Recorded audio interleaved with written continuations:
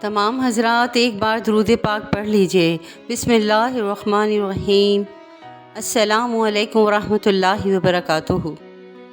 حضرت بشر حافی رحمۃ اللہ علیہ توبہ سے قبل بہت بڑے شرابی تھے۔ آپ ایک مرتبہ شراب کے نشے میں مستی کے عالم میں کہیں جا رہے تھے کہ راستے میں آپ نے ایک کاغذ کا ٹکڑا دیکھا جس پر بسم اللہ الرحمن الرحیم لکھا ہوا تھا۔ آپ نے تعظیماً اسے اٹھا لیا اور عطر خرید کر اسے معطر کیا، پھر اسے ایک بلند جگہ پر رکھ دیا۔ اسی رات ایک بزرگ نے خواب میں سنا کہ کوئی کہہ رہا ہے، جاؤ بشر سے کہہ دو کہ تم نے میرے نام کو معطر کیا، اس کی تعظیم کی اور اسے بلند جگہ رکھا۔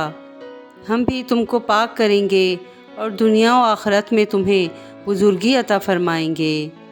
ان بزرگ رحمۃ اللہ علیہ نے دل میں سوچا کہ بشر تو ایک شرابی اور فاسق شخص ہے، شاید میں نے یہ خواب غلط دیکھا ہے۔ چنانچہ انہوں نے وضو کیا، نفل پڑھے اور پھر سو رہے۔ دوسری بار انہوں نے پھر وہی خواب دیکھا۔ اسی طرح 3 مرتبہ یہی نظر آیا اور یہی آواز سنی، یہ ہمارا پیغام بشر ہی کی طرف سے ہے، جاؤ انہیں ہمارا پیغام پہنچا دو۔ چنانچہ صبح ہوتے ہی وہ بزرگ رحمۃ اللہ علیہ حضرت بشر کی تلاش میں نکل پڑے۔ ان کو پتہ چلا کہ وہ شراب کی محفل میں بیٹھے ہیں تو وہ وہیں پہنچے اور بشر کو آواز دی۔ لوگوں نے بتایا کہ وہ تو شراب کے نشے میں بے ہوش پڑے ہوئے ہیں۔ انہوں نے کہا، تم لوگ اسے جا کر کسی طرح یہ بات سنا دو کہ تمہارے نام ایک ضروری پیغام آیا ہے اور پیغام لانے والا باہر کھڑا ہے۔ چنانچہ وہ لوگ گئے اور حضرت بشر رحمۃ اللہ علیہ سے جا کر کہہ دیا کہ اٹھو باہر چلو، تمہارے نام کوئی پیغام آیا ہے۔ حضرت بشر نے فرمایا، ان سے پوچھو کہ وہ کس کا پیغام لائے ہیں۔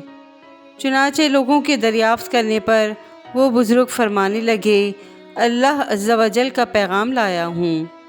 جب آپ رحمۃ اللہ علیہ کو یہ بات بتائی گئی تو جھوم گئے اور فوراً باہر آئے اور پیغام حق سن کر سچے دل سے توبہ کی اور اس بلند مقام پر جا پہنچے کہ مشاہدہ حق کے غلبے کی شدت سے ننگے پاؤں رہنے لگے اور کبھی جوتا پاؤں میں نہ پہنا۔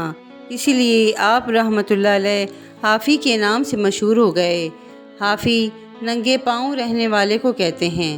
سبحان اللہ سبحان اللہ سبحان اللہ، کیا خوبصورت عظیم واقعہ ہے۔ واقعہ پسند آئے تو پلیز میرے چینل کو لائک اینڈ سبسکرائب ضرور کیجیے گا۔ جزاک اللہ خیراً کثیرا۔